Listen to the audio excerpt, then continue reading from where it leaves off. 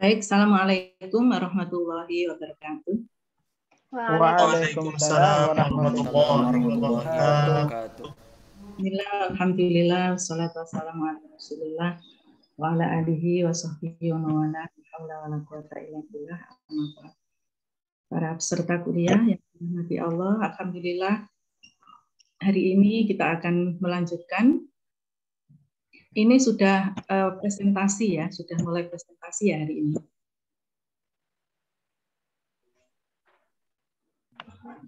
Iya, sudah mulai presentasi ya kemarin. Atau masih mau judul-judulnya sudah dikirimkan ke saya apa belum ya? Belum, Ustazah. Hari ini pengajuan judul. Diskusi, Ustazah.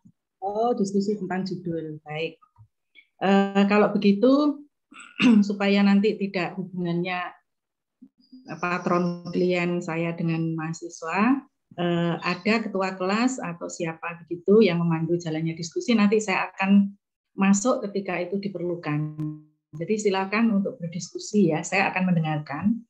Nah, nanti setelah itu saya akan memberikan masukan-masukan ya. Silakan tiap orang ya tidak terlalu banyak ya. Maksud saya tidak terlalu lama karena ini masih judul dan problem apa yang akan ditulis di situ yang menarik yang akan diangkat, kemudian menggunakan pendekatan apa, teori-teori apa yang digunakan, ya seperti itu. Siapa yang akan memandu jalannya diskusi hari ini? Ketua kelasnya siapa? Belum hadir Ustazah, ketua kelasnya. Ya udah, Mas Al-Farabi aja ya. Oke, baik Ustazah. Bismillahirrahmanirrahim. Assalamualaikum warahmatullahi wabarakatuh. Waalaikumsalam warahmatullahi wabarakatuh. Dan wa syukranillah wassalatu wassalamu ala rasulillah wa ala alihi wa sahbihi wa mawalah. Amma ba'du. Al-muhtaramah al-ustadzah Mufidah Khalil wa jami'u asdiqai. Alhamdulillah di siang ini kita akan berdiskusi tentang judul dari artikel apa yang akan kita tulis atau yang akan kita garap. Semoga dengan presentasi judul di hari ini kita dapat menulis semua artikel yang insya Allah semoga kita dapat bisa publish semua gitu ya dengan usaha kita masing-masing. Baik, langsung saja. Mungkin untuk kali ini kan kita presentasi judul terlebih dahulu. Mungkin saya akan mengawali tentang judul yang akan saya ajukan. Judul ini berkaitan tentang isu yang di minggu kemarin bahkan sampai sekarang masih sangat ramai, bahkan sampai pro kontra, bahkan sampai di demo, yaitu tentang masalah polemik pengaturan suara atau penggunaan pengeras suara di masjid begitu ya. Kali ini saya akan mengambil judul tentang penggunaan pengeras suara di masjid sebagai isu toleransi beragama menggunakan pendekatan sosiologis. Nah, itu.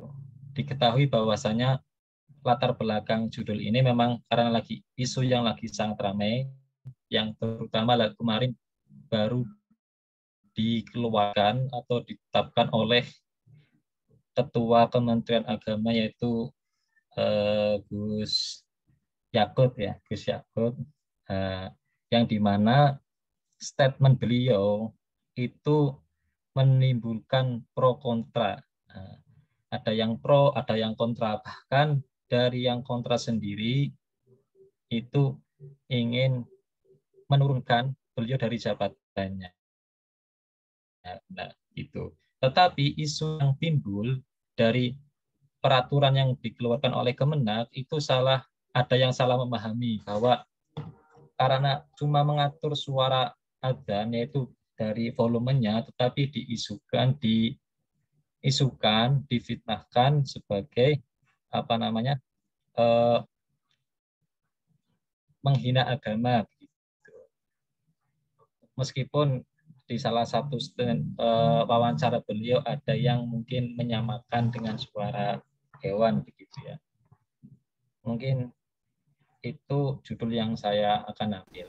Mungkin selanjutnya dari teman-teman silahkan yang akan mentakdimkan judulnya. Silahkan. Baik, Ustadz Al-Farabi, Afwan. Karena memang kemarin yang di PR-kan ke kita tuh memang salah satu diantaranya adalah isu-isu ya. Mungkin teman-teman juga mencari apa isu-isu apa yang ada sekarang. Memang kalau untuk saya sendiri sih memang seperti itu. Sama juga sih kayak Mas Al-Farabi. Kalau untuk saya sih judulnya lebih ke kebijakan kerukunan multikultural dalam merajut toleransi beragama. Nanti memang studi kasus atas kebijakan pengaturan pengeras suara azan di Indonesia. Cuman memang yang perlu kita diinikan itu yang perlu kita diperhatikan gitu, apakah masalah yang kemarin itu timbul dari kebijakan pengeras suaranya atau yang ramenya itu timbul daripada perbandingan antara membandingkan suara azan dengan suara gonggongan daripada anjing itu sendiri gitu. Mungkin nanti kalau sekiranya memang mungkin nanti pengen bertahan di tentang isu ini, mungkin nanti cari gapnya untuk perbedaannya gimana atau mungkin nanti gimana seperti itu. Kalau pendekatannya memang sama sosiologis gitu. Gimana Mas Al-Farabi? Kalau saya sendiri itu mengambil isu pengaturan suara adanya. Nah, dari Kemenaker hanya mengeluarkan atau peraturan pengaturan pengaturan penggunaan pengeras suara di masjid. Nah, itu bagaimana sih apakah itu secara sosiologis di mana Indonesia itu multi agama atau banyak agama, sebagian kampung bercampur aduk warganya dari berbagai agama, apakah secara sosiologis itu baik atau tidak? Atau di sisi lain di mana satu kampung itu semuanya muslim, apakah perlu diterapkan peraturan seperti itu atau tidak? Mungkin itu lebih cenderung ke pengaturan suaranya, bukan yang dibandingkan dengan suara hewan. Afwan, Ustazah mungkin pengen bertanya. Silakan. Terkait dengan ini, apakah memang kan kalau saya pribadi sih memang menyiapkan dapatnya seperti itu. Jadi kebijakan kerukunan multikultural dalam menggapai atau merajut toleransi beragama itu hampir sama untuk permasalahannya dengan Mas Al-Farabi gitu. Iya. Untuk saya ini apakah cari yang lain gimana? Untuk Mas Hasan itu lebih ke pendekatan sosiologi hukum ya. Sosiologi hukum, sedangkan yang Mas siapa tadi? Al-Farabi. Yang Mas Al-Farabi itu lebih kepada pendekatan sosial politik ya. Karena ini juga menyangkut persoalan yang cukup panjang, karena berkembangnya itu akhirnya kan ke arah bagaimana ideologi lain ya yang memanfaatkan isu ini menjadi alat untuk menjadi alat untuk mengusung kepentingannya. Jadi ini kan sudah berkembang. Yang mengatakan seperti itu kan Roy Suryo sebenarnya. Roy Suryo yang menyatakan. Tapi kalau di teksnya yang asli kan enggak. Jadi ini kemudian ditarik ke persoalan politik. Karena ada ideologi lain yang dia ingin mencari peluang masuk untuk bisa ngobrak-ngabrik kebijakan pemerintah dalam bentuk apapun gitu ya. Yang memang pemerintah kita itu tidak sempurna. Banyak hal yang kita harus kritisi ya. Tapi dalam persoalan ini itu masalahnya sudah ditarik ke ranah sana ya. Cara menyampaikannya nanti dalam menarasikan itu memang tidak sedang mengusung membela siapa-siapa gitu ya. Tetapi kita mendudukkan dengan analisis kita sendiri berdasarkan teori-teori, kemudian juga menggunakan pendekatan sosiologi politik ya, sosiopolitik ya gitu. Jadi yang satu sosiologi hukum, yang satu ke arah sosiopolitik gitu. Nah, itu nanti juga berkaitan dengan ada hukumnya juga karena itu persoalan peraturan ya, tetapi yang di Mas Al-Farabi lebih ke arah sana. Mungkin itu bedanya. Ya, silakan dilanjut. Syukran, Ustaz. Oke, baik. Itu mungkin sekaligus takdim judul dari saya sama Mas Hasan. Mungkin selanjutnya silakan. Semakin dahulu semakin lebih semakin terdahulu presentasi semakin aman, peluang judulnya lebih besar begitu ya. Jadi cepet-cepetan silakan. Karena Mas Belum berebut sama yang lain. Ana akhir Farabi. Silahkan. Ya, di sini Bismillahirrahmanirrahim. Ana ingin mengajukan judul tentang wayang sebagai media dakwah Islam melalui pendekatan psikologis. Yang mana sudah kita ketahui bersama bahwa dari dulu, yaitu pada masa 9 wali khususnya Sunan Kalijaga, wayang memang sudah dijadikan media sebagai penyebaran Islam, khususnya di tanah Jawa. Namun pada masa Sunan Kalijaga lebih kepada pendekatan budaya dan juga sosial. Di sini saya lebih fokus kepada pendekatan psikologis, yang mana pendekatan psikologis itu instrumennya adalah memasangkan atau memasukkan keilmuan terhadap jiwa seorang. Seperti itu. Dan sampai saat ini wayang masih digunakan di dalam penyebaran dakwah Islam seperti yang dilakukan oleh Gus Ulin Nuha, yang mana beliau terkenal dengan wayangnya dalam berdakwah, sehingga Ana tertarik untuk meneliti wayang itu sendiri sebagai media dakwah Islam perspektif atau melalui pendekatan psikologis. Seperti itu.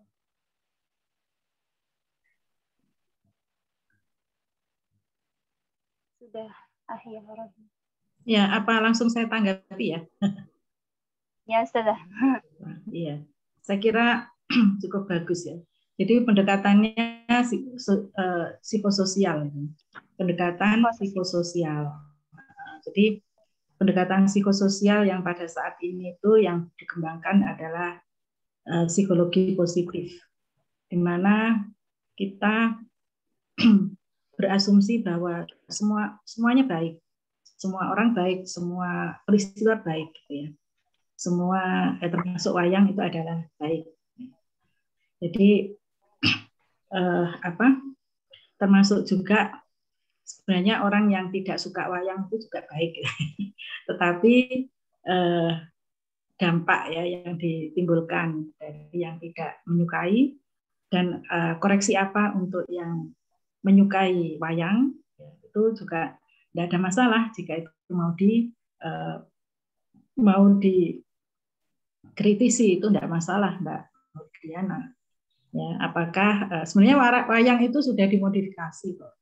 Munculnya Punokawan itu kan sudah tidak pakem sebenarnya, tetapi itu bisa diterima oleh kalangan pewayangan.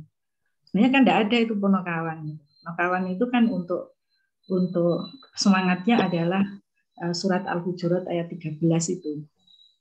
Nah, dari situ apa yang nanti bisa dibuka ya, psikologi massa. Psikologi massa itu ya juga psikososial, psikologi massa. Jadi massa atau audien ya atau jamaah ya, itu memang ada situasi-situasi yang dapat diintervensi dan di treatment gitu ya. Kalau dalam bahasanya dalam bahasa pendidikan itu di treatment. Kalau bahasa psikologi itu adalah dipengaruhi ya, atau diintervensi itu bahasanya sosiologi gitu ya. Itu dalam sosiologi massa itu akan bisa disatukan dalam satu rasa ya, dalam satu rasa. Satu contoh, seorang mu'alaf dia mendengarkan qasidah ya, sholawat Nabi, itu dia menangis padahal nggak ngerti itu isinya apa. Kemudian lagunya siapa itu Michael Jackson ya. Michael Jackson itu kan ada yang disukai oleh banyak orang di seluruh dunia ya, yang bercerita tentang kemanusiaan itu. Saya lupa ya, tapi saya sering kalau pelatihan sering pakai itu juga ya untuk mempengaruhi untuk mempengaruhi dalam tanda kutip audiens. Nah, itu dia tidak peduli siapa yang seni itu tidak peduli siapa yang menyampaikan ya, tetapi pesannya dan apa itu disampaikan dengan cara-cara yang menyentuh itu dapat menyatukan rasa. Jadi kalau itu pesannya adalah agama, maka itu akan menjadi supporting system dalam sebuah dakwah yang berhasil. Nah, gitu Mbak Nur Diana. Nanti tinggal menarasikan lebih panjang lebar lagi. Ya. Baik, saya kembalikan ke Mas Al-Farabi. Terima kasih. Mungkin nanti dari kawan-kawan kita tulis judul kita di grup ya, biar tidak ada yang sama atau tumpang tindih gitu, bisa dibedakan meskipun satu tema tapi bisa dibedakan titik poinnya bagaimana, dibedakan teorinya bagaimana gitu ya. Monggo yang mau presentasi lagi. Semakin dahulu semakin peluang judulnya semakin besar gitu. Saya maju judul. Oke. Mas Farabi. Ya, silakan langsung aja.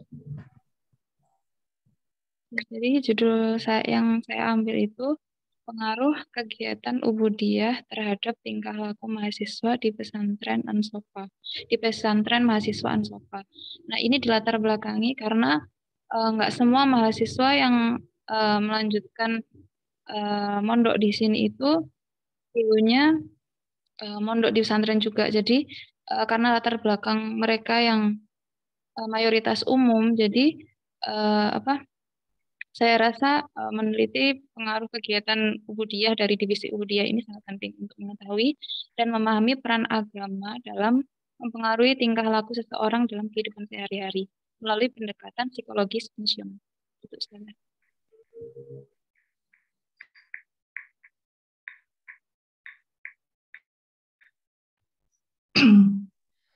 Iya, ini yang di Ansofa ya, tentang bagaimana pelaksanaan ibadah. Jadi ini semuanya kayaknya mengambil isu, tidak ada yang pemikiran.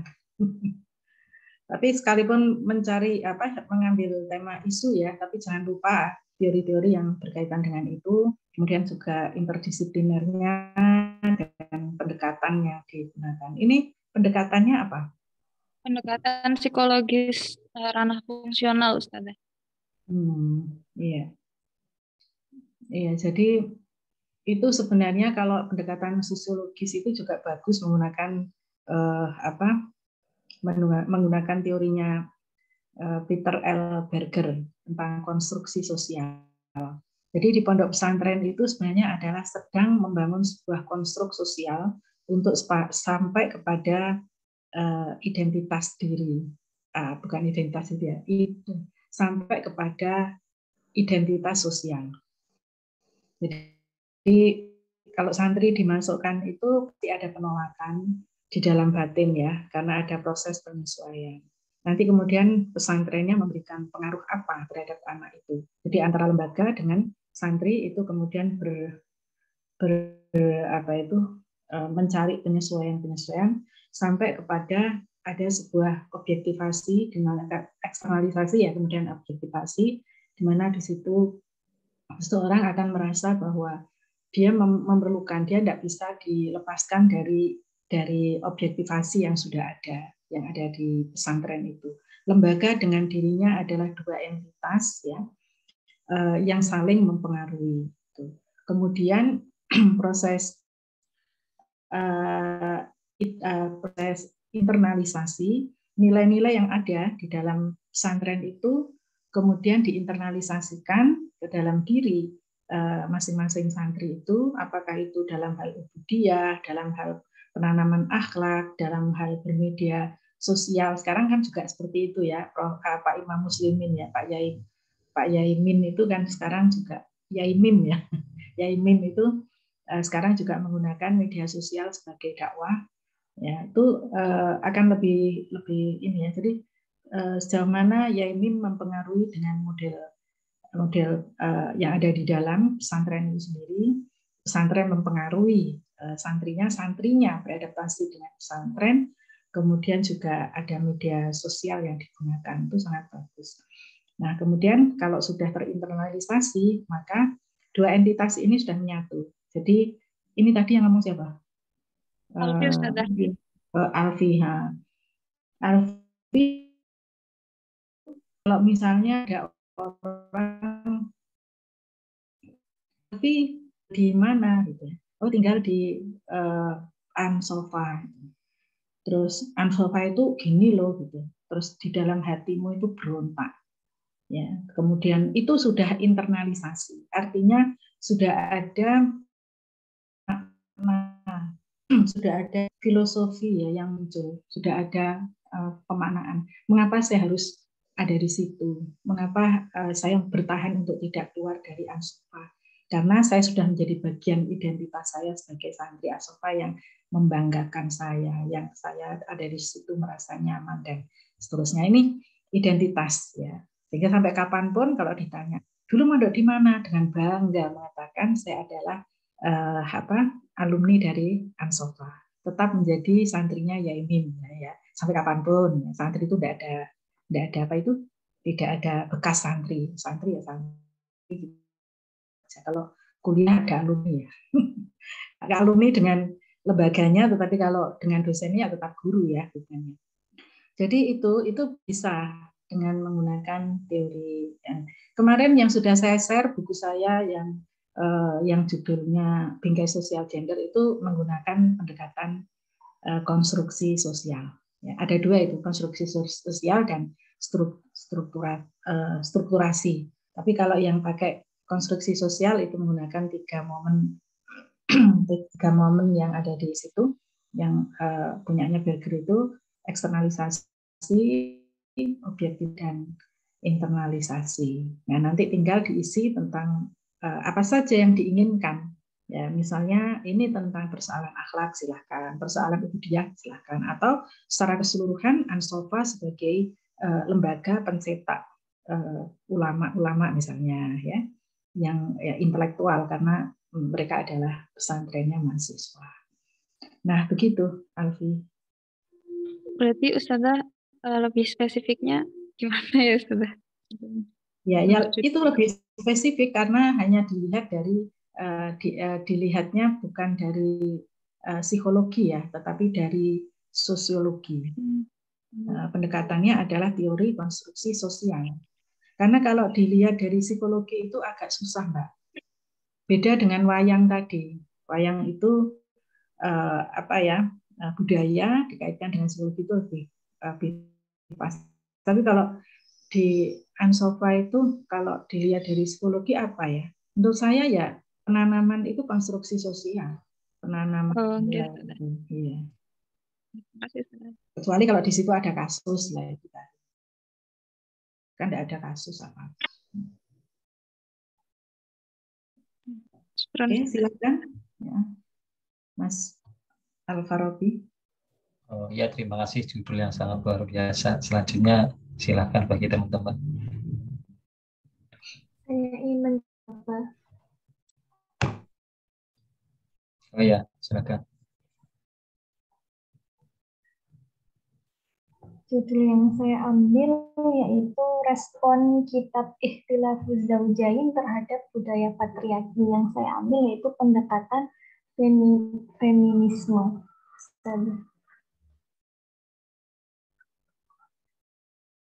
Jadi beberapa tahun belakangan ini sangat ramai perbincangan terkait isu-isu perempuan, yaitu terutama mengenai ketidakadilan perempuan, terutama dari segi faktor rumah tangga maupun di faktor publik.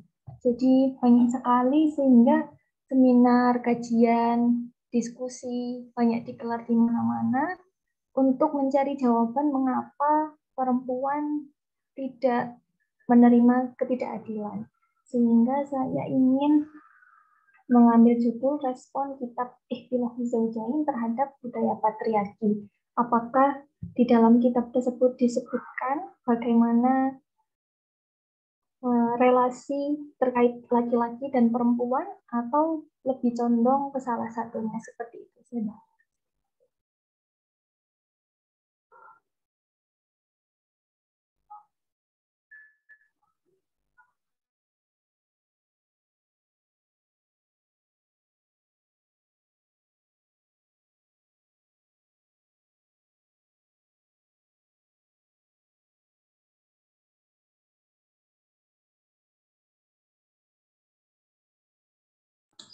Ya, ini Mutiara ya yang sedang ngomong.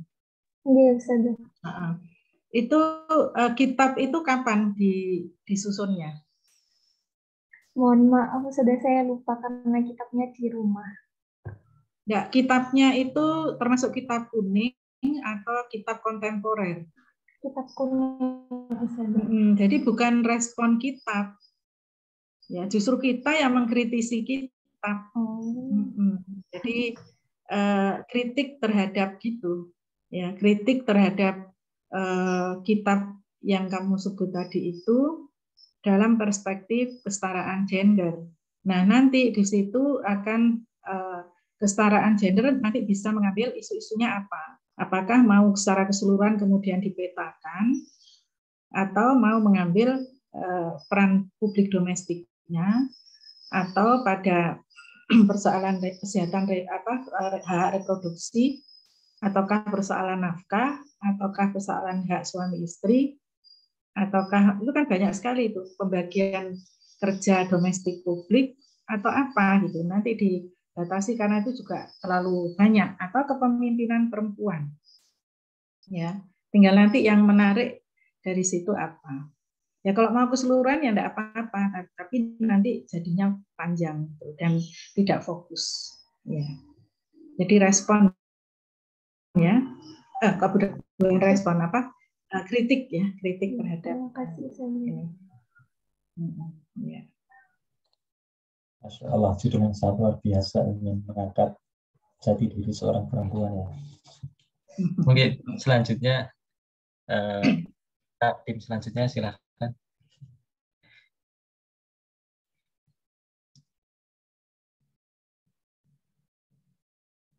Mas Fikri kayaknya mau ini lagi ingin mengeluarkan kata-katanya. Bismillah Ustazah. Di sini saya mencoba Ustazah menelaah sedikit terkait judul wanita dalam pendekatan feminisme.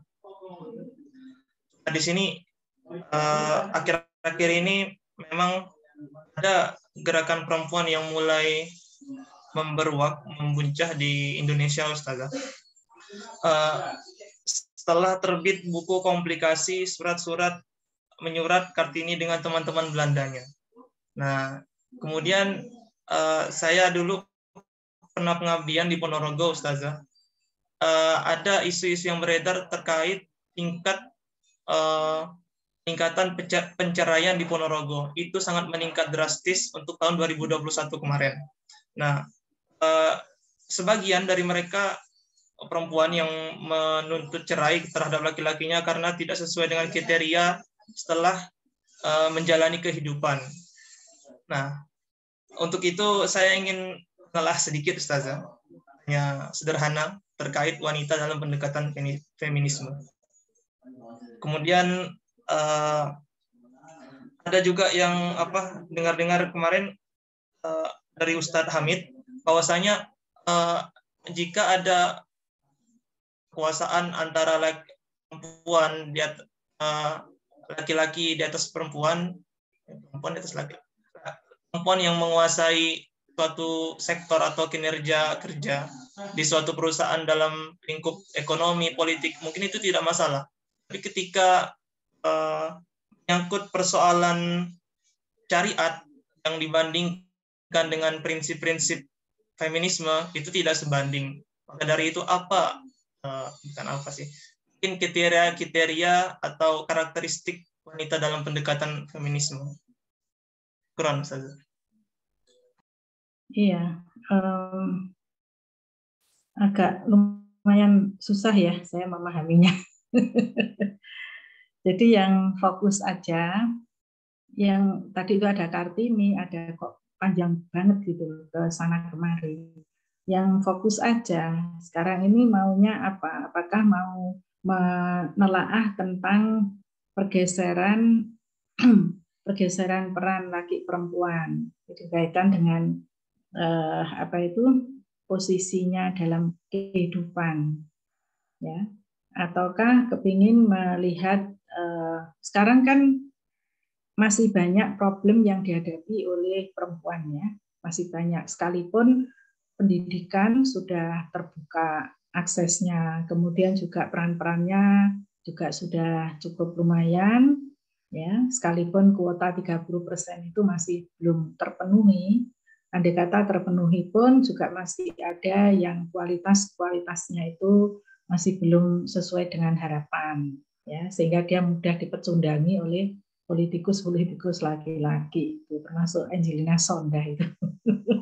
Itu kan dia sebenarnya ada dipecundang. Jadi bukan, Angelina Sonda itu orangnya baik, saking baiknya taatnya sampai dia dipecundang oleh teman-temannya, nggak tahu, akhirnya masuk penjara. Supaya tidak bernyanyi, dia disuruh penjaranya lama aja dan diancam-ancam supaya dia coba kalau mau ngomong habis itu semuanya. Karena dia yang banyak tahu, dia jadi bendahara, ya. Nah, apakah yang dimaksud itu adalah banyak sekali ya persoalan perempuan. Tentang gaji istri lebih besar dari suami, itu juga satu tema tersendiri. Atau pergeseran antara peran-peran publik domestik pada keluarga milenial, ya. Jadi kalau dulu itu ibu memasak di dapur, bapak pergi ke kantor. Tapi sekarang kalau bapak ibunya pergi ke kantor, siapa yang di dapur? Ya kan saling menyalahkan akhirnya. Ya kan, yang disalahkan mesti perempuan. Ya perempuannya yang harus di dapur, padahal dapur tidak selamanya membutuhkan perempuan.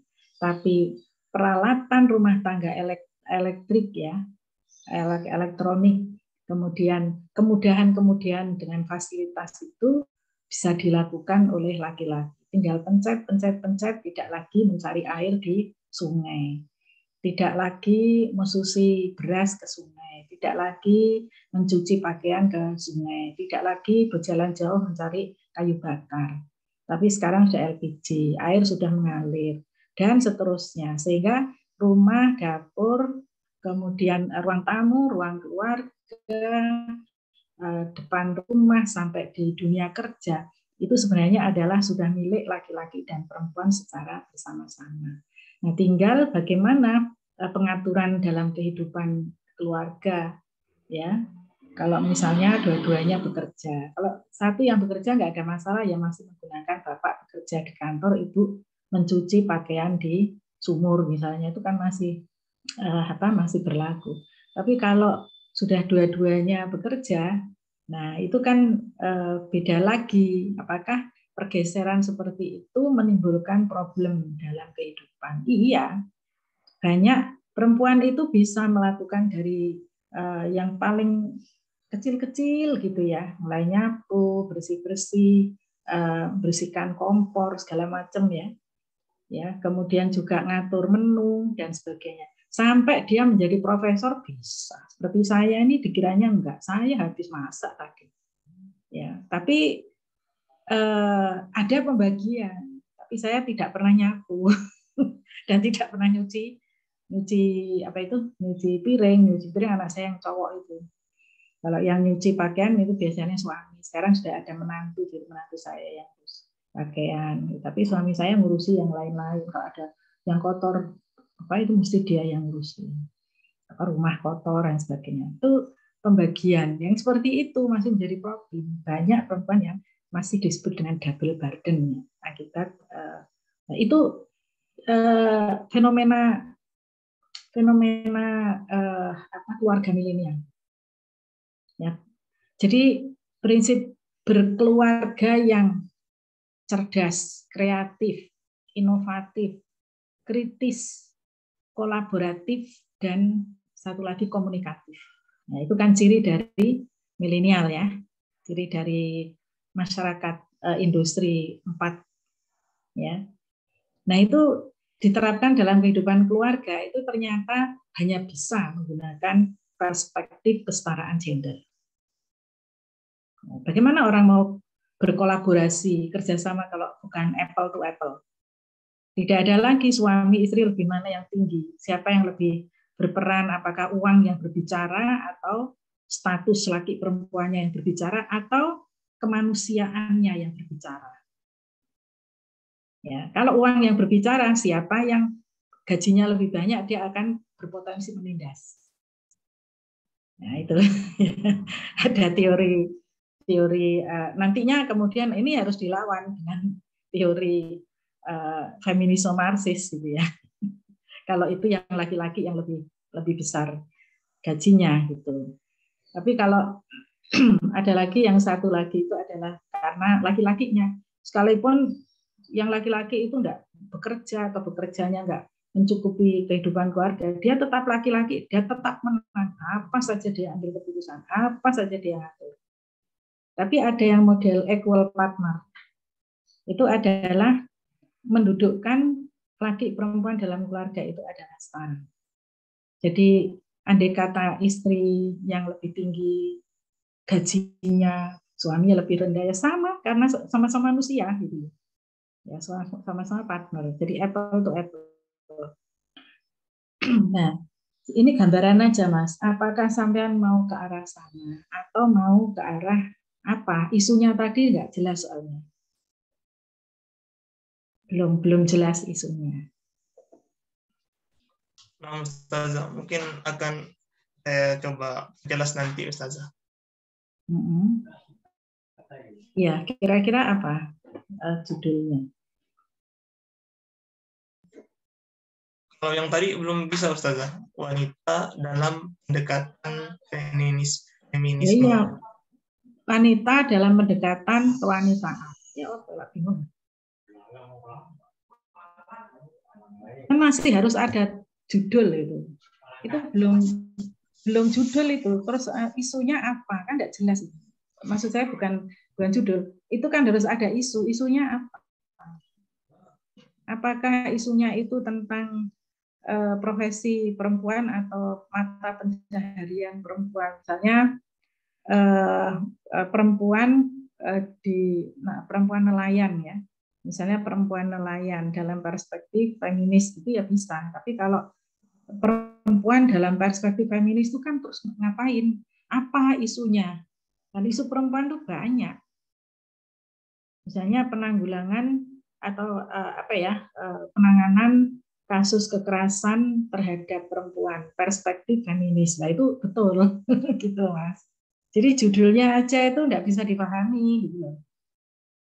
Sekarang yang penting bukan judul lah, yang ada di kepala itu apa problemnya. Nah, itu nanti dipikirkan ya. Dipikirkan dulu jangan sekarang. Ya, silakan Mas Al-Farabi. Oke, baik. Tadi Mas Fikri masih terkait feminisme tapi agak beda yang bahas cowok kita. Selanjutnya silakan.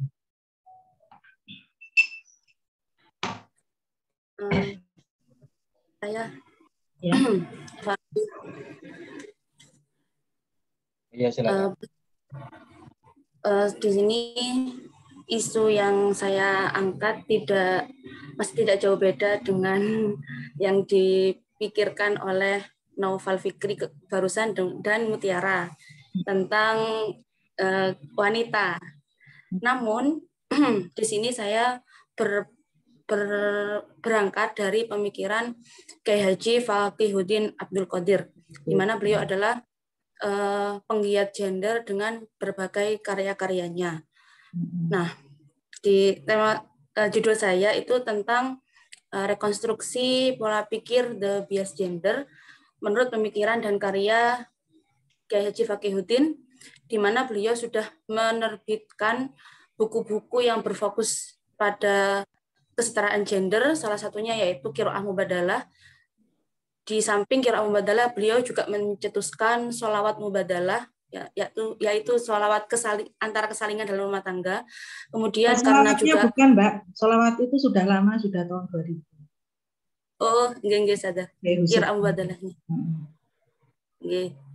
Terus di bukunya juga di kitab kontemporer beliau di Sitin Al-Adliyah, dan yang terbaru juga ada perempuan sebagai sumber fitnah. Nah, saya mengangkat tema ini juga berlandaskan dari kemarin di tanggal 8 Maret diperingati sebagai Hari Wanita Sedunia yang temanya itu Break the Bias. Jadi fokusnya ke publik domestiknya saja. Jadi perempuan tidak dibatasi untuk bergo publik. Iya. Gitu saja. Oke. Kalau itu yang paling ya pemikiran bukunya Fakhriuddin hampir semuanya saya punya. Ada yang dikasih sama beliau juga saya. Qiraah mubadalah karena sama-sama membedah buku itu di UB tahun awal-awal sebelum pandemi. Ya, itu cukup bagus. Temanya langsung aja gimana? Pemikiran Fakhriuddin Abdul Qadir tentang apa gitu. Nanti bisa diambilkan dari banyak buku-buku yang ada. Jadi misalnya pemikiran dia tentang peran publik domestik bagi laki-laki perempuan gitu. Atau pemikirannya tentang apa? Atau pemikiran dia yang mau dikritisi.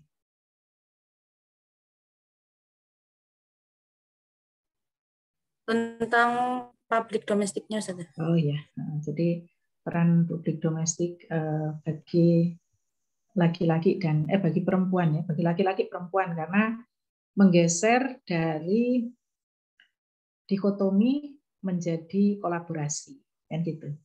Oke. Bagus. Silakan Mas Al-Farabi. Oh ya, terima kasih, judul yang sangat luar biasa, masih berkaitan dengan feminisme. Nanti seharusnya Mas Fikri itu ya jangan feminisme, yaitu mencari jati diri pria. Kalau feminisme kan mencari jati diri wanita. Seharusnya Mas Fikri nanti lamanya gitu, mencari jati diri prianya bagaimana. Selanjutnya silahkan. Sebentar, Mas Fikri ini pondok ya, di pondok ya tinggalnya? Iya Ibu, di Ustazah di pondok. Iya. Jadi bisa aja mengkritisi tentang kebijakan pesantren, ya, tentang apa? Tapi itu juga agak jelimet ya, harus paham tentang analisis gender juga. Karena kalau bicara tentang gender itu gampang-gampang susah gitu ya. Gampang-gampang susah. Kalau yang masih perspektif yang sekiranya itu di permukaan itu masih gampang. Tapi kalau nanti sudah pakai analisis gender, itu harus menggunakan analisis gender yang bagian mana, sementara ada 9 macam analisis gender itu. Nah ini ya, jadi tolong nanti difikirkan ulang lah ya. Atau kalau masih seperti itu yang dimaksud di seputar feminisme dan gender, ya harus banyak membaca buku. Oke, lanjut. Syukran Ustazah. Saya Selanjutnya silakan.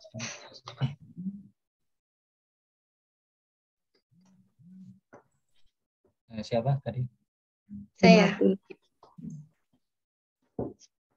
Bahima ya. Bismillahirrahmanirrahim. Di sini saya ingin mengangkat judul tentang studi tokoh. Tokoh siapa namanya nih? Clifford Gris gitu tulisannya sudah. Clifford. Iya itu sudah. Nah, kenapa saya ingin mengkaji itu? Karena di sini beliau dalam bukunya The Religion of Java beliau melihat adanya klarifikasi sosial dalam masyarakat Muslim di Jawa antara santri, priai, dan abangan. Itu yang ingin saya kaji, Ustazah. Harus ada spesifiknya ya. Ada spesifiknya ya Mbak, karena tulisan itu sudah lama sekali, hampir orang yang berbicara tentang sosioantropologi itu selalu, apalagi itu adalah di Indonesia, selalu mengacu pada bukunya Clifford. Kalau punya Ibnu Khaldun tentang sosiologis bagaimana Ustazah? Dan Ibnu Khaldun dan siapa tadi? Ustazah. Dan tokoh barat juga Ustazah. Jadi realisasinya itu bagaimana seperti itu Ustazah? Nah ya, harus ada spesifiknya. Misalnya begini, Mbak Hima, saya akan melihat Mbak Hima itu dari aspek prestasinya di sekolah, di perkuliahan gitu ya. Tapi beda lagi, Mbak Hima dalam posisi dia galau karena ditinggal pacarnya misalnya, itu kan akan beda tema itu. Sama-sama Mbak Hima, tapi kan harus ada spesifiknya. Masa mau Mbak Hima secara keseluruhan, waduh mulai bajunya lah, makannya apa, dia dan panjang sekali nanti ceritanya. Ya Ibnu Khaldun ya pemikirannya tentang apa, ya yang dikaitkan dengan kekinian. Gitu. Iya. Kalau Clifford ya itu kan orang yang suka meneliti tentang dan memberikan tipologi masyarakat. Jadi kajian sosiologi, antropologi budayanya itu yang cukup kuat. Ya, nanti Islamnya ada di mana, integrasi keislaman kita, mau yang mau kita tulis itu yang apa gitu loh. Kalau misalnya Clifford, berarti kan kita malah meneliti tentang orangnya, terus integrasi keislaman kita apa? Integrasi ilmu keislamannya. Misalnya kaitannya dengan hadis, tentang hukum Islam, atau tentang sejarah kebudayaan Islam, atau tentang tafsir, atau tentang bahasa, dan dikaitkan dengan bahasa Arab, bahasa Al-Quran, atau apa gitu. Harus spesifik. Itu tadi loh, saya akan meneliti Mbak Himatul Alimah dari sisi prestasi akademik dan non-akademik. Nah, itu kan jelas. Jadi kalau Mbak Himah secara keseluruhan, wah banyak sekali gitu, tidak fokus. Oke, baik Ustazah. Jadi terserah nanti apakah masih Clifford sebagai perspektif juga bisa ya, dengan perspektif subkulturnya itu. Tetapi harus ada temanya apa yang mau diangkat, isunya apa yang mau diangkat. Kan belum ketemu isunya, itu baru ketemu perspektifnya. Oke. Terima kasih. Mungkin bagi Mbak Hima sama Mas Fikri, PR untuk spesifiknya apa gitu ya. Selanjutnya silahkan. Saya boleh, Mas Al? Iya, silahkan. Oke, bismillahirrahmanirrahim. Jadi di sini saya masih mengangkat tema yang hampir sama ya, jadi seputar tentang feminisme. Nah, judul yang ingin saya angkat adalah analisis relasi gender dalam Islam perspektif Sakiko Murata. Ya, jadi Sakiko Murata ini salah satu pegiat gender juga ya. Jadi salah satu buku karangan beliau yang terkenal adalah The Tao of Islam. Jadi secara garis besar buku ini membahas tentang relasi gender menggunakan teori kosmologi dan juga teologi ya. Dan mengapa saya mengambil tema ini, karena menurut saya permasalahan gender itu masih menjadi pembahasan yang relevan ya sampai saat ini, dan persoalan yang berkembang dari kajian gender itu sangatlah luas ya, seperti isu-isu yang kita lihat saat ini banyak yang bersinggungan dengan masalah gender ya, dan masih banyak yang belum paham sebenarnya bagaimana konsep gender sendiri dalam Islam itu berasal ya kan. Jadi dalam perspektif Sakiko Murata ini beliau membahas tentang analisis relasi gender dalam Islam seperti itu. Iya. bukunya Sachiko Murata itu cukup tebal ya. Iya, Dan dia sendiri sudah fokus di persoalan mikrokosmos dan makrokosmos. Sachiko Murata itu. Kemudian dia juga pendekatannya ada dua ya, mencoba untuk mengkolaborasikan atau kalau tidak mengkomparasikan antara Islam dengan Taoisme. Di mana di situ ada yang dan yin. Kemudian kalau di dalam Islam itu ada kebaikan, keburukan, ada nafsu dan ada nurani. Kemudian ditarik ke persoalan laki perempuan, ada laki-laki, ada perempuan. Nah, itu ada di situ. Itu mau yang sebelah mana yang mau dilihat gitu. Karena itu Ratna Megawangi melihatnya dari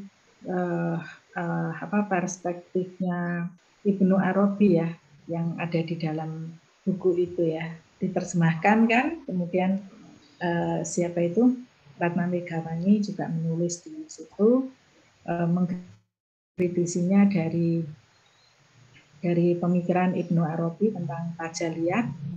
Kalau menurut saya lupa, itu yang disebut dengan teori emanasi. Emanasi itu pemancaran dari Tuhan kepada manusia. Ya, kalau dalam bahasa Ibnu Arabi disebut dengan tajaliyat. Nah, itu yang diambil di sebelah mananya, gitu ya. Apakah mau mengambil dari aspek relasi laki-laki dan perempuan yang dikaitkan dengan yin dan yang, kemudian dikaitkan dengan kalau teori gender ya ada feminin dan maskulin, kemudian kalau dikaitkan dengan makrokosmos, mikrokosmos yang ada di situ. Nah, itu nanti lebih spesifik aja, apakah tentang relasi gender. Itu bukan feminisme. Kalau dari judulnya berarti lebih ke relasi gender ya, Sudah? Iya, ke relasi gender, bukan feminisme. Beda dengan. Jadi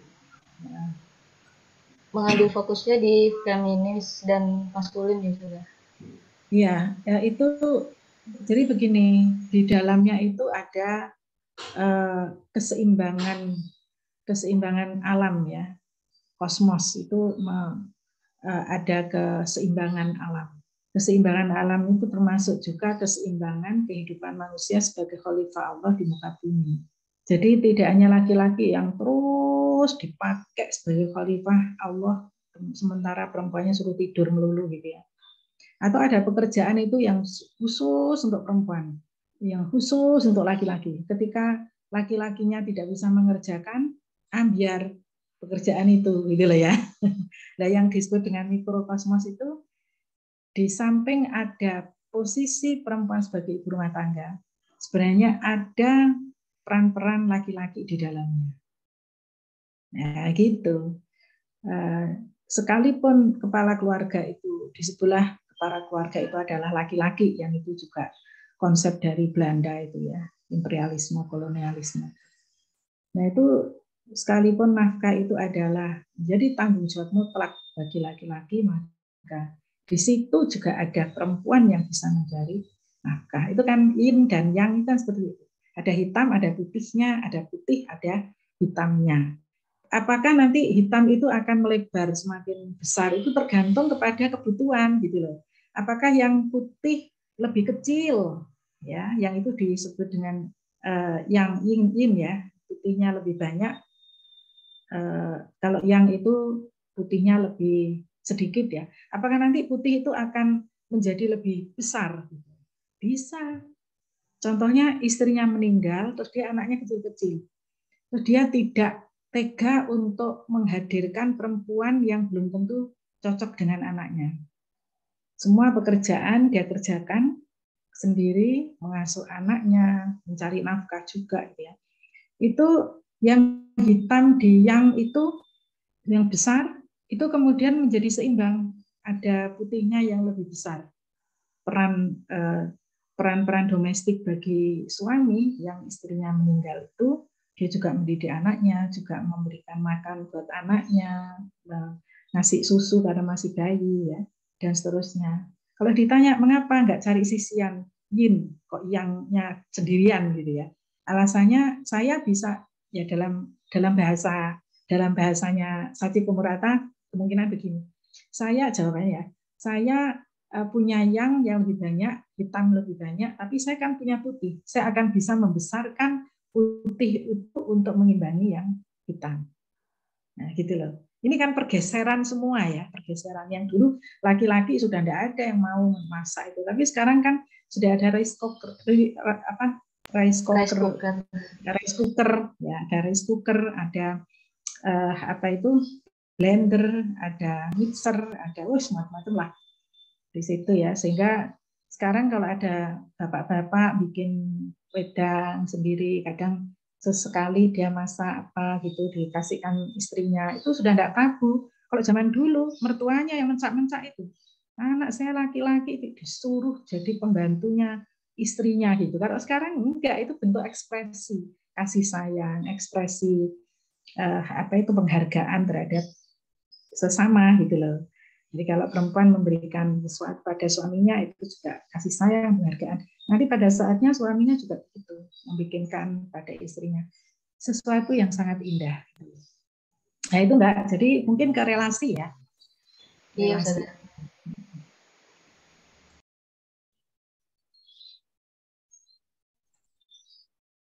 Ya, terima kasih judul yang masih terkait tentang gender ya.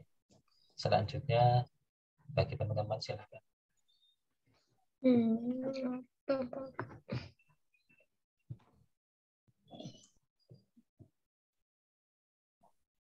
Mas Fadilah ini kayaknya mau mentakdimkan dirinya. Silakan Mas Fadilah.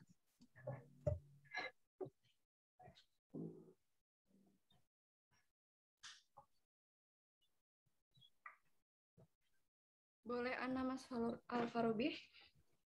Oh iya, silakan Mbak Titi. Baik saja. Tema Ana di sini dilatar belakangi dari adat istiadat di masyarakat sekitar. Masih banyak yang tabu dengan pernikahan berbeda suku, saja. Padahal kita masih dalam satu agama gitu, saja. Jadi saya ingin mengambil judul tentang pernikahan berbeda suku dalam sudut pandang agama Islam, saja. Iya, namanya istilahnya itu perkawinan eksogami ya. Perkawinan eksogami itu nanti bisa membedah juga tafsirnya surat Al-Hujurat ayat 13 dikaitkan dengan HAM, gitu ya kira-kira. Kemudian pendekatannya bisa pendekatan tekstual, kontekstual. Jadi semuanya ini kayaknya tekstual, kontekstual jangan sampai lupa ya. Karena itu kaitannya dengan mengkritisi. Apakah mengkritisi persoalan apapun, kalau dikaitkan dengan teks itu maka kita akan melihatnya dari tekstual kontekstual. Jadi itu Mbak, ya kalau dikaitkan dengan perkawinan endogami. Kalau endogami itu adalah perkawinan yang sesuku. Kalau yang eksogami itu perkawinan yang di luar suku atau di luar marga. Apakah itu sesuai dengan prinsip Islam? Ya, apakah budaya yang diterapkan di situ itu ada maslahahnya atau tidak? Ya. Ada maslahahnya atau tidak? Dan mengapa itu bisa terjadi? Jadi ini nanti kajiannya ada kajian sosiologis, ada kajian budaya, ada mengkritisi ayat Al-Quran itu tadi, kemudian ada juga mungkin tentang norma-norma yang berlaku di situ yang harus bukan dihilangkan ya, tetapi ditafsirkan ulang, begitu, tafsir atas budaya, tafsir atas budaya, dan dikaitkan dengan Al-Hujurat ayat 13, juga HAM mungkin. Syukran, saudara. Iya, sama-sama. judul yang sangat luar biasa dari Mbak Titi. Silakan bagi teman-teman, Mas Asbari ini mau bahas saya. Silakan Mas Asbari. Oke, makasih Mas Al-Farabi. Tadi sebenarnya saya hampir sama Mbak Titi tadi judulnya, cuman mengajukan takutnya nggak masuk Ustazah. Jadi saya tahan-tahan dulu. Ada nggak kira-kira yang sama kayak saya? Mungkin saya kan dulu kalau di kampung anak tuan Ustazah, rata-rata orang Ambon yang dia kampung saya suku Buton itu Ustazah, dia paling benci jika ada anak atau keluarga itu nikah sama suku orang Jawa. Kenapa seperti itu? Karena di sana rata-rata orang, mohon maaf Ustazah, mungkin ini agak kurang etis, rata-rata yang orang Jawa tinggal di daerah itu Ustazah, mohon maaf saya lagi, rata-rata itu kayak wanita kupu-kupu malam Ustazah. Gitu. Iya. Jadi karena melihat hal seperti itu, akhirnya melarang sekali orang suku itu menikah sama orang Jawa. Sehingga saya melihat ini, loh kok iso sih? Padahal kan nggak semua orang Jawa kan seperti itu. Ada juga Jawa yang Masya Allah gitu kan. Dulu pas sebelum saya datang ke Malang sini, saya berpikir seperti itu juga. Wes, orang Jawa nggak usah soal gitu. Semoga nggak sama Jawa ya Allah gitu kan. Tapi pas ke Malang di sini udah 6 tahun di Malang, saya tahu loh, orang Jawa nggak seperti ini ternyata. Ternyata salah itu pemikiran orang kampung seperti itu. Salah besar banget kan. Jadi melihat hal itu saya mulai berpikir, loh kalau buat penelitian tentang hal ini dalam perspektif Islam kayaknya lumayan bagus gitu saja. Jadi kira-kira pendapat antum gimana Ustaz? Ya, jadi itu mengkritisi kesalahpahaman, stereotip atau stigma negatif. Kritik atas stigma negatif masyarakat di mana itu? Di Ambon, di daerah mana? Karena nggak semuanya orang Jawa yang dapat orang Ambon yang dapat orang Jawa juga banyak. Ya, itu yang ke sana itu adalah orang Jawa yang terjebak jerat yang disebut dengan trafficking atau karena dia tidak mungkin berangkat, perempuan itu tidak mungkin dia berangkat ke sana sendiri, pasti itu sindikat. Dia sindikat perdagangan orang. Dengan prakteknya adalah modusnya adalah untuk prostitusi.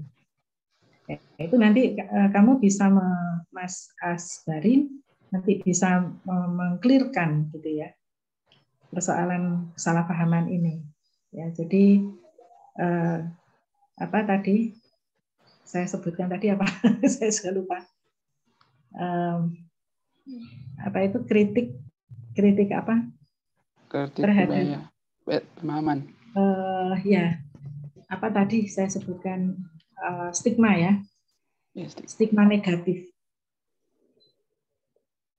Stigma negatif perempuan Jawa di Ambon, di daerah Ambon itu kan tidak semuanya Ambon ya, mungkin di daerah saja.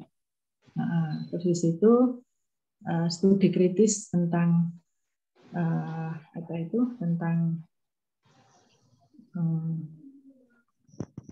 stigma negatif. Tentang stigma negatifnya kan sudah di atas ya. Mungkin sedang mengklarifikasi gitu ya, klarifikasi terhadap kesalahpahaman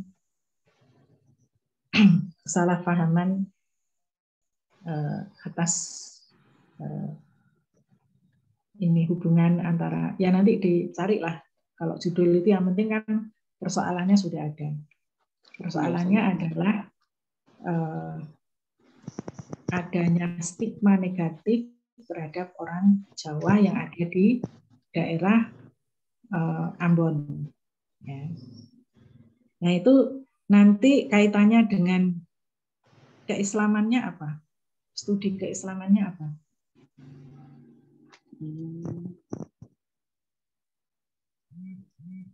Kan harus ada cantolannya. Yang studi Islamnya tentang apa?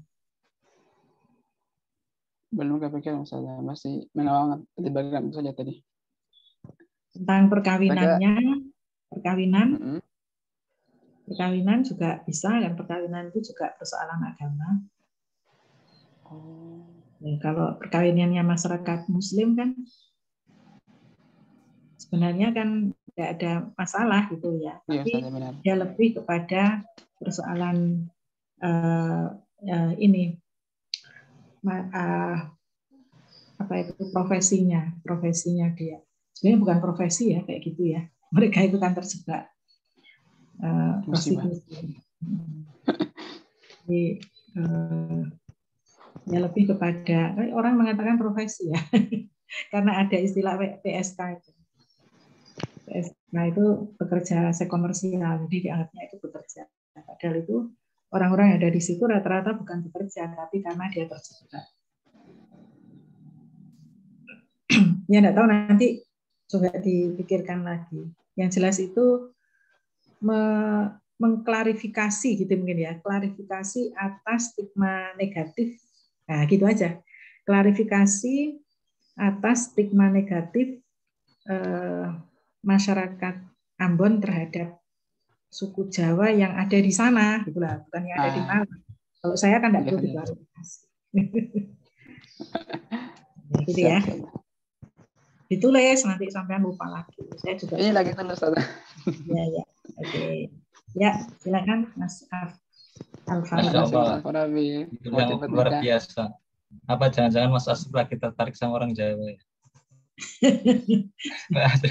Insya Allah. Begitu juga begitu. Saya baca suaranya enak. Ya Asbar. Oke, terima kasih. Silakan selanjutnya. Boleh Ana, Mas Al-Farabi. Oke, silakan. Mas Hafiz. Assalamualaikum warahmatullahi wabarakatuh. Waalaikumsalam. Jadi insya Allah saya akan meneliti tentang kan di masyarakat Ana tuh di Kecamatan Batangasa itu kan Terlangan Jambi itu masih ada seperti apa larangan menikah dengan sepupu gitu. Jadi di sana tuh kayak kalau nikah dengan sepupu itu kayak haram gitu. Padahal kan di dalam Al-Quran udah dijelaskan bahwa menikah dengan sepupu itu boleh. Cuman di sana itu entah mengapa nggak diperbolehkan gitu. Jadi itu judulnya temanya larangan pernikahan antar sepupu dalam perspektif Islam. Iya, lebih spesifik lagi ya. Apakah ada uruf gitu? Perspektif uruf? Perspektif gimana? Perspektif uruf. Uruf. Itu kebiasaan.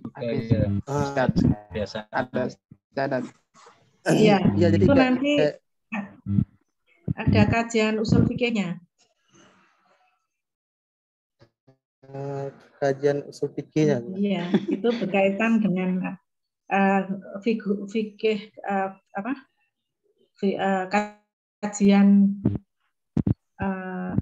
fikih perkawinan ya. Kajian fikih perkawinan juga nanti dilihatnya dari perspektif uruf itu kan kaidah fikih, ada kaidah fikihnya. Nah, nanti uruf itu diusung oleh siapa? Gitu. Ya, harus dicari di situ. Uruf yang dimaksud itu apakah uruf yang diusung oleh menurut pendapatnya siapa?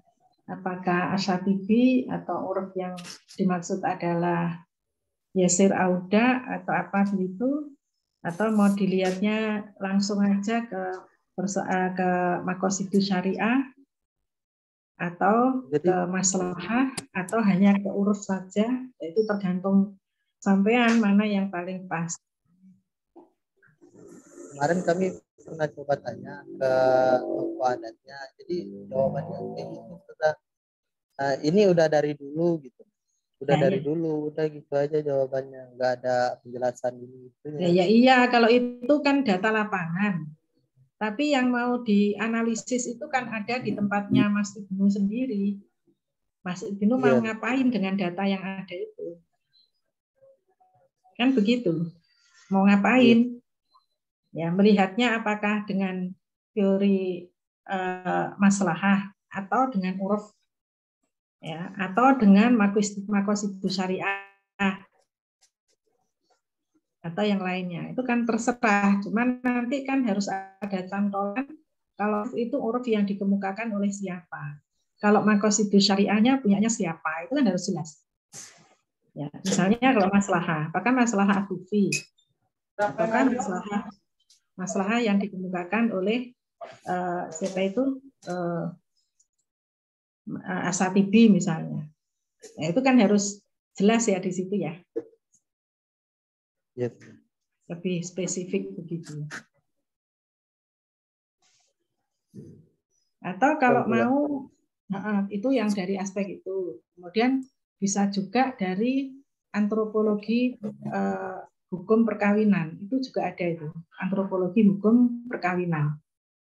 Itu ada buku-bukunya juga. Jadi antropologi. Memang ini kalau dikaitkan dengan antropologi hukum perkawinan lebih pas. Kemudian untuk kajian Islamnya menggunakan urf, ya. Jadi yang saya maksud antropologi budaya itu ya, antropologi perkawinan itu masuk pada antropologi budaya. Apalagi kajian itu di Indonesia itu cukup keren, sampai kapanpun yang namanya kekayaan budaya di Indonesia itu luar biasa. Ada yang punah, ada yang masih dipertahankan, ada yang berkolaborasi, kemudian memunculkan budaya baru. Ada juga yang lama tapi dimodifikasi, ya. Ada juga yang masih dipertahankan, gitu. Kayak wayang itu tadi kan sebenarnya budayanya cukup lama, tapi juga ada pernah terjadi modifikasi, bahkan Ki Entus itu sudah membuat modifikasi yang luar biasa. Jadi setiap dia selesai manggung itu, terakhirnya itu mesti kan layarnya itu dijebol, karena layarnya itu dari kertas. Jadi jebol, terus dia masuk di situ, udah nggak balik.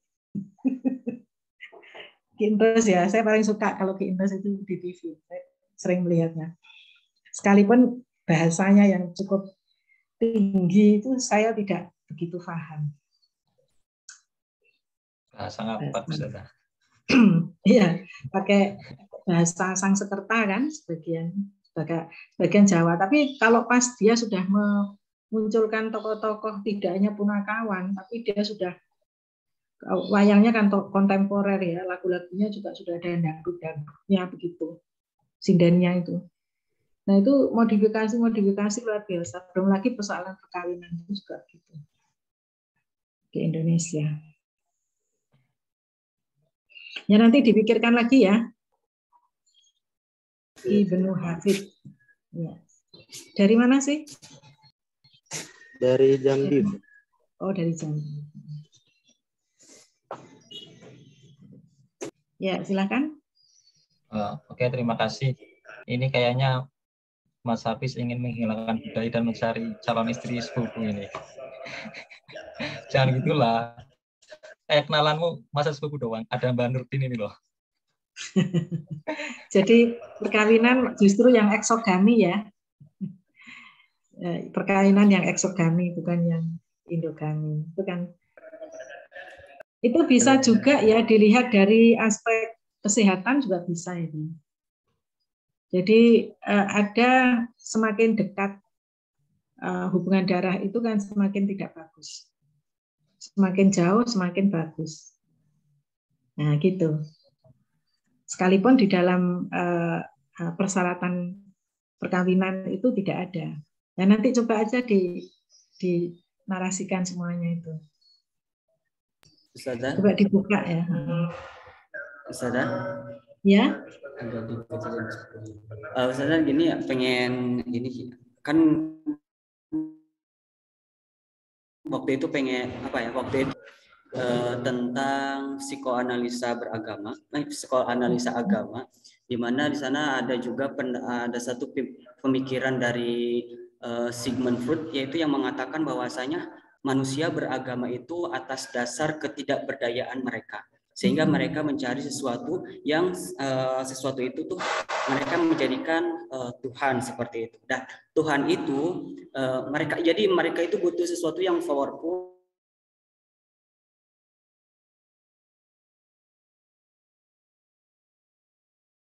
butuh sesuatu yang bisa merasa terlindungi dan sebagainya. Sehingga mereka juga beliau juga menganggap bahwasanya orang-orang yang beragama itu akan apa-apa yang ada dalam agama itu memperlambat pemikiran mereka. Contohnya ketika mereka ditanya kenapa sih adanya alam semesta ini, jadi mereka orang-orang yang beragama yang mengatakan ya karena memang ada penciptanya, yaitu Tuhan Allah gitu.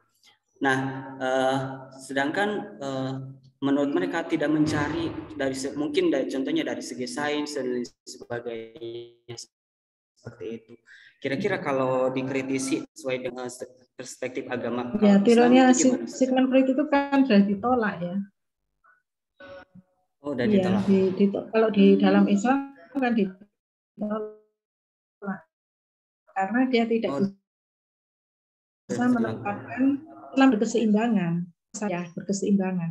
Kehidupan dunia akhirat harus seimbang, kehidupan lahir batin harus seimbang.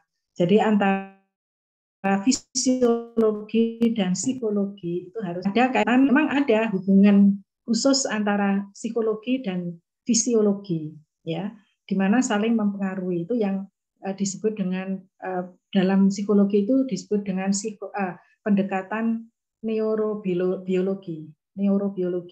Jadi kalau kita lagi sedih, galau, nggak mau makan gitu ya, itu biasanya terus mahnya kambuh. Ya. Itu ada hubungan. Kita sedang stres atau depresi, kemudian tiba-tiba kakinya linu, nggak bisa dipakai jalan. Tapi kalau diperiksa ya nggak sakit. Ya, kadang-kadang sakit kayak sakit perut, tapi dilihat di diagnosa nggak sakit. Itu yang disebut dengan psikosomatik. Jadi ada hubungan seperti itu. Itu menurut neurobiologi ya. Kalau Sigmund Freud kan pendekatan psikoanalitik. Ya, psikoanalitik. Jadi ada di dalamnya itu ada id, ego, dan superego. Ya, dia melihatnya superego yang hubungan transendental itu dianggapnya sebagai penghambat gitu loh, yang tadi disebutkan. Itu sudah dikritisi, itu sudah banyak yang mengkritisi tentang pandangan Sigmund Freud itu, karena dia menempatkan hubungan dengan Tuhan itu tidak selaras dengan hubungan kebutuhan manusia itu tidak selaras antara dunia akhirat, fisik dengan psikis, kebutuhan lahir batin itu, kebutuhan ya pokoknya kurang tidak seimbang lah gitu.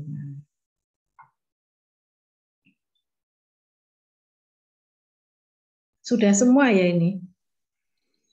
Saya belum. Ada yang belum. Saya belum. Iya, silakan semakin dahulu. Mungkin saya mau mencoba ya saya. Halo. Iya. Okay. Ya, sebenarnya untuk tema saya awalnya tuh hampir sama seperti Mas Al-Farabi gitu. Cuman saya berusaha mencari tema lain karena sudah dipakai. Ya, saya ingin mengangkat tema pengucapan salam lintas agama menggunakan perspektif teologis dan politis.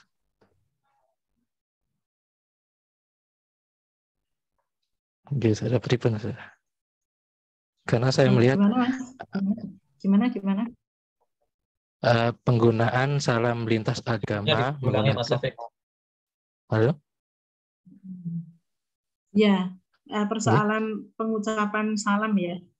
Oke, pengucapan salam lintas agama menggunakan perspektif teologis dan politis. Iya, ya enggak apa-apa. Saya ini diajak Pak Dekan ketemu sama Kementerian Agama. Ya, sebenarnya saya ini kan sudah orang tua, sudah nggak ngurus kayak gitu-gitu, tapi ini mengantarkan karena ada yang harus dinegosiasikan.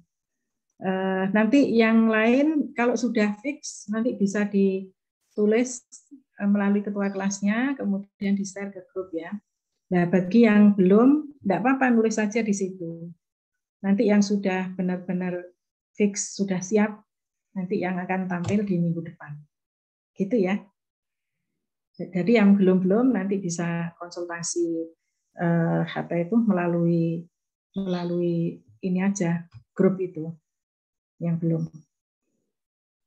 Atau nanti pas ketemu minggu depan juga kita sisipkan sedikit-sedikit untuk yang belum menemukan judul. Karena ini jumlahnya kan banyak, sehingga tiap kali tampil harus 2 orang. 2 orang yang tampil dalam satu kali gitu ya.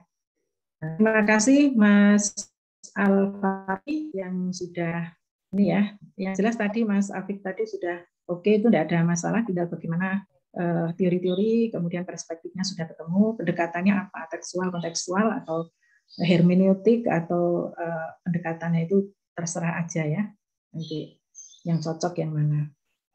Baik, saya kira sampai di sini dulu ya. Saya mohon maaf untuk tidak bisa lanjut sampai jam 3 karena Pak Dekan sudah berangkat ini, nanti saya berangkat sendiri aja.